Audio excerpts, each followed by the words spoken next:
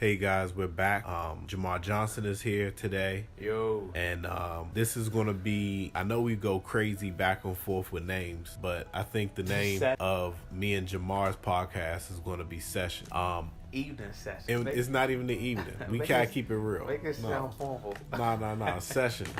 And our sessions take place whatever day and time you're free and available. Whenever you're free, whenever you're available, you can get a session. And that actually sparked off me being a 9 to 5 guy. And you being an entrepreneur. Like, where do you find the time? You know what I'm saying? Like, where do you find the free time to necessarily listen to podcasts, do podcasts? You know what I'm saying? Like, my the days is just so compound with doing stuff. You know what I'm saying? I have a schedule. You know what I'm saying? I have to maintain a schedule because I work for the bank. You know what I'm saying? In a sense. So, like, my day starts at like 7:30, waking up. Mandatory? Mandatory, yeah. If I gotta be at work by 9:30. I got a little leeway. I could be there from like 8. What's the actual time that you supposed to, let's just say you was 100% on the book? 8 o'clock. Okay. I mean, I don't think that's a bad time because I think working during the day is productive. Yeah. I do. You might want to get it out early so later on you can chill. Well, that just, you know what I'm saying, kind of roll into my next argument. Like, because you work for yourself, you know what I'm saying, because you not necessarily required to work with other adults in a similar field. That is not true, but go ahead. You know what I'm saying? I'm just saying that because you're kind of on your own time, you know what I'm saying? So you're not meeting the same people primarily every day like I am. You know what I'm saying? Monday through Friday. I can understand individuals, growing relationship with individuals and like kind of. But there's certain. But I think that I just have to do what. Well, explain to me. Okay, like, give me more. You know what I'm saying? Visual of your day to day. So my day to day, I wake up to about 15 to 20 emails. Okay, but what time? We come on time. Okay, I probably wake up, honest to God, at like 9:30. You wake up at 9:30. Probably 8 most of the time. Maybe 8. Don't lie. No. Honestly, I might be up at 8, but I might not get out the bed until 9:30. Yeah, the sun is bright out. Yeah, I might check my emails during that time, plan my day. You gotta make big moves to make breakfast. What you mean? If you want to get that 10:30 breakfast time at the restaurant, you need to make moves. Nah, that's why I go to First Watch. They open till 2:30. They do breakfast all day. You know, so I got that covered. Hey. But anyway, so I wake up at around 10. After I'm done checking my emails, I get on my computer and I do as much as I possibly can strategically for my company in that first hour of the day. Okay. So I make a list before, like, all right, I need to sharpen my website, or I need to make this call to this company for a new contract, or I need to set up a marketing plan that will enable me X amount of customers in the next 2 to 3 months, or, you know, just to keep everything on book. So when you put all of that stuff, if you give each one of those items about an hour of your time, where you're dedicating only that hour to that, you can't be doing undivided attention. You know what I'm saying? Yeah. In that hour, you're probably more potent. But like, you just listed 4 things to me, correct? Mm-hmm. So this is now 9:30. And that's not the whole list. There's probably more than that. Okay, but let's say you about to bed 9:30. You know what I'm saying? You shake off. You know what I'm saying? Got yourself together. Like your computer fully up at 10 a.m. You know what I'm saying? So 10 a.m. you start those days. So by 4 or 5 things that you diligent, you felt like, you know what I'm saying, you got what you needed to do by pre-planning. It's about what, 3 o'clock, 2:30, 3 o'clock? Yeah, I'm probably done at probably 2:33. But I will still pick up phone calls all the way until 5. So, like, if somebody calls me and they need something done, until 5, that's my cutoff for new tasks. And if it's after 5, the task got to start the next day. Just because it's at 10 a.m. Yeah, because people will call you at any time. You know what I'm saying? And at some point, you got to have a cutoff. And if they know the cutoff, like something happened, let me know before. that's a trick of the trade of being an entrepreneur. You know what I'm saying? You had to learn that on the way. I got you. Yeah, I'm just trying to focus on your day. So, by 3 o'clock, 3 p.m., let's go to later. You know what I'm saying? You're done. You know what I'm saying? So, at that time, then you watch your TV and stuff? Yeah. I really don't watch TV at that time. After that, I practice a craft at 3. So I'll do painting. So this still work? Or it's this not is work. Free time? It's free time. Okay. This is free time. But this is what I do with my free time. This is your creativity, you know what I'm saying, to get your sanity. You know, so I'll paint certain things and I'll try to digitally impose them in like a software program called Adobe Illustrator. Okay. And on that. And you paint all the time after? I paint. I might draw. I might write something down. You know what I'm saying? I might, But it's all art, though. It's all art. Like, it's just me creating. This is your art hour. I didn't know you were such an artist. When you become such an artist, I thought it was like a little free when you have free time. I know this was a. I mean, it is like when I have free time, but I have free time a lot. Oh, you got the perfect life, man. No, I don't. You a beach bum. I'm a beach bum. You a beach bum. Whoa. You got all the free time in the world. You live a life. I don't mean beach bum like you a homeless person right here in DC, but you know how a beach bum in California, like you know what I'm saying? You're not in the Matrix. You know what I'm saying? Oh. Like you're. Well, yeah, I be chilling. I'm chilling most of the time you see me. Entrepreneurship give you at least where you at now in the entrepreneurship. Like it tore me up in the beginning, but I started to see. Even now, like now you're a seasoned entrepreneur. You've been doing it for like the past 10 years. 10 years, I give you a decade. You know what I'm saying? Like really going hard on it. You know what I'm saying? You got heavier throughout the time, but even you're a seasoned, but you're still a beginner. You know what I'm saying? Oh yeah, definitely. The ceiling is high. You know what I'm saying? And where you gonna be? When you look back at yourself 10 years from now, there's no doubt in my mind. You're like, oh yeah, you know what I'm saying? I had a sweet there. I should have known. Because when you get more and more, you know what I'm saying, it's on your shoulders, think that free time will soon diminish. But I don't believe that. I feel like my free time is just starting, bro. For real. I'm not even gonna lie. Like when I hit this next one, oh my God, I'm gonna be concentrated on strategically making sure my family has everything it needs financially completely set up. That's all I'm gonna do with my free time for about a year. Like planning and putting every single thing into place. That's why I was talking about that, like planning. Like to be truly successful and be great, I believe that it required to do diligence. You know what I'm saying? There's no the term we all blessed the same 24 hours. You know what I'm saying? Yeah. And in any craft, whether we use sports analogies a lot, but anything, you know what I'm saying? I believe that the more time you put into it, you know what I'm saying, it shows in the long run. You know what I'm saying? And that's what makes the great separate themselves from the weak. You know what I'm saying? So I believe that the higher you go, it requires, you know what I'm saying, more diligence. Like but my idea of diligence has changed. Like when I think about diligence now, it's a joy. It's a pleasure. I get like that, yeah. I wanna dive into diligence as deep as I possibly can. Yes, it should be a pleasure, but I'm talking about the time in which you put to it. That's all. I'm talking about the 24 hours we are blessed with. Like if you only give, like if you a paper you write, you know what I'm saying? If you only proofread it for like one time, like hey, you went over and did a due diligence, but if you went over that 3 or 4 times, you're like, you know what? This take a tweak and this will take it to the next level. You know what I'm saying?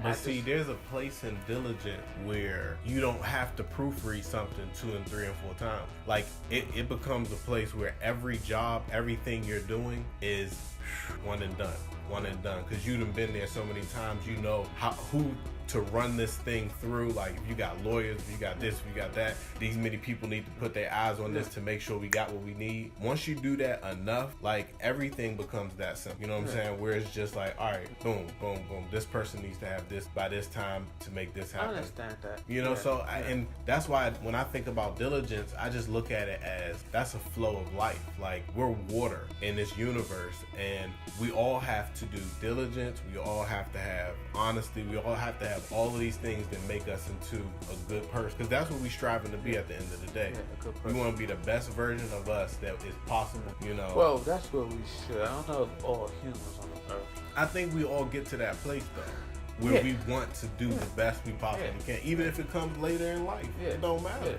It's going to hit you at some point. So that's a sign of maturity? It is. It's just like, and once you realize that good is better than bad and that it pays off to be good, when you're diligent in seeking what God will have you, it's a joy to do everything you do. Like if you're doing anything in your life right now that you don't really enjoy doing, a lot of times it's because you haven't gone to God and asked him what you need to do to not do that. And the more you do that, the more things you take out of your life that you don't want to do. So when you don't want to do those things no more and they're gone because you came to God, he replaces them with things you want to do. So the more things you have that you want to do when you wake up, changes your outlook on life, because if you got to wake up and you see a list of things you don't want to do, getting up is harder. I think we got off track because I wasn't necessarily saying the same things you want to do. Like, you love what you do, you know what I'm saying? And there goes that analogy that nobody asked for. Like basketball, you know what I'm saying? Like, people love the game, you know what I'm saying? Like, to get to a certain level, you gotta love the game, you know what I'm saying? Like, it can't be a job because you can see a job, you know what I'm saying? And loving the game, like, you know you gotta put that time in the gym, you know what I'm saying?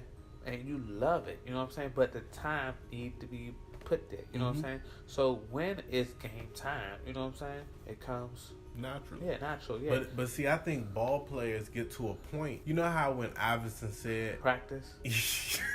Like, but look what Iverson was at. Like, but that's what I'm saying. Everybody's gonna get to that point. No. But I think Iverson is not a good example because Iverson never made it to the point where Kobe was at. I get that, but I look at Iverson like a state. You know what I'm saying? Like, Iverson, what he accomplished in the game for his position at that time, it hadn't been done. I know, because I think that was a natural talent. You know what I'm saying? Yeah, he was a natural talent, but he didn't transcend into like a championship caliber. No, I can take this team, and that's because, you know what I'm saying, talent. Like, God bless us with talent, and sometimes like you see in fields, like I'm sure you saw it. Witness it personally that people are just naturally good at something. You know what I'm saying? Yeah. But then he let somebody that put the work in. You know what I'm saying? Put the talent in. They both love it. But this person just naturally woke up. He's just naturally better than you. You know what I'm saying? Mm-hmm. And you can go to God like, why God? You know what I'm saying? But like God, I think Bishop should touch on it. Like, it's a term that God don't, you know what I'm saying, can't give you something that you're not prepared for. You know what I'm saying? Mm-hmm. And you gotta be prepared for the opportunity. You know what I'm saying? When he give it to you, like he could bless you. You know what I'm saying? With opportunity with a crazy CEO company. You know what I'm saying? But are you prepared? You know what I'm saying? This role that he pushed you through prepares you for, you know what I'm saying, that next challenge. And it's been in time, going back to my original point, is that plenty of times people are naturally talented better than you, but you let somebody that put that skill in, you know what I'm saying, to put that work in and build up a skill that eventually outweigh your talent. You know what I'm saying? Yeah. And that's what I'm just talking about. Time gotta be put in, you know what I'm saying? Right. And even though you love something that we do, you know what I'm saying, I believe that you have to put that work in. You know what I'm saying? And if you don't put that work in, like you love it, you know what I'm saying, you don't put the work in, but it's going to show from the naked eye that, oh, this person put that time in. You know what I'm saying? And that person just went with the flow. You know what I'm saying? Like, he's just naturally good at it. Like, it clicks on all cylinders, but this person put that time in. Yeah. There's definitely a separation. Yeah. Definitely is. And that's what I'm saying. I just believe that the higher, you know what I'm saying, your company go, like, it's not no doubt in my mind that it's going to take more time. Consuming. Yeah, it's time consuming. You look at Russell, you know what I'm saying? I'm sure when he first started that, and God's blessing, who have a more blessed story than Uncle Russell, you know what I'm saying? Right. And I'm sure he's time consuming more than when he first started. Balls pay the calls, and you look at the balls. A lot of times we look at balls, we think. But see, I look at who I'm mentored after too. Okay. Because God left us a lot of different type of mentors, and like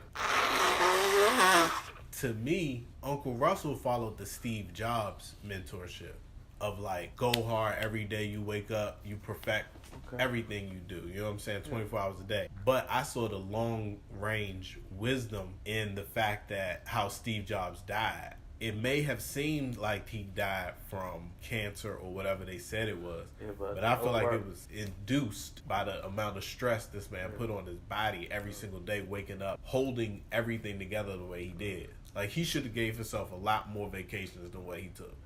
You know what I'm saying? Because he never, like, let his mind rest, you know, and it killed, you know, it killed him. And I'm not saying Uncle Russell is working that hard, but I think he's cut from the branch of that, you know, like, that's what he had to do. So me, in my generation, I look at other people. Like, I look at the dude who did Tesla. What's his name? I can't say his name, but I got you. But yeah, the guy, Elon Musk. Yeah. I look at his lifestyle and the way he says, like, it's a lot of work, but it's more so like not a lot of work. Like, he's always traveling, he's going, he's doing things in places that he wants to do. Putting on your schedule is a joy. As important. Putting it as important on your list as, you know what I'm saying, making certain tasks for the company. You know what I'm saying? Because in the long run, I know looking long term, like, this is going to make you be able to sustain it. Exactly. You know what I'm saying? And I get that. And so that's how I'm looking at life. Now, I used to look at it like Steve Jobs in the beginning of my career, but then I was like, and that's what a lot of times what people are just taught outside looking in. Just, you know what I'm saying? You got a boss so gotta be, hard. go ham. You know what I'm saying? Nah. And you do it till you retire. You know what I'm saying? Then that's when you live the golden era. And see, that's a lie perpetuated by people who don't have any idea what it takes to be an entrepreneur. They look at the life and they go, how can somebody do this many tasks every single day? And it's just like, when it's your life, you're not doing tasks every day. You're just living your life. And every time something comes across your desk or your email, you have an answer because you created why they're even calling you. So it's easy. It becomes you. You know what I'm saying? Like, so going back to your day, so you do art from 4 to 5. At 5 o'clock, then the podcast? No, that's when I go out and clean buildings. Okay. For myself. But so when you get the podcast in? I do that early morning, like. You wake up 9:30, so. Like 11. I do that at like 11. Oh, okay. Because these podcasts sometimes 2 hours long. You put 2 hours in? Sometimes. That's crazy. Like, it takes me sometimes a whole week just to finish one podcast. Like, that, what was I at last? Thank God YouTube remembers. Yes. Right. Dang. I'm jealous. I wouldn't be jealous. Nah, it's I mean, I feel like there's people that listen to 2 or 3 of them. You know what I'm saying? Like, dang, that's why I was talking about these 5-minute podcasts, because that's the life I live.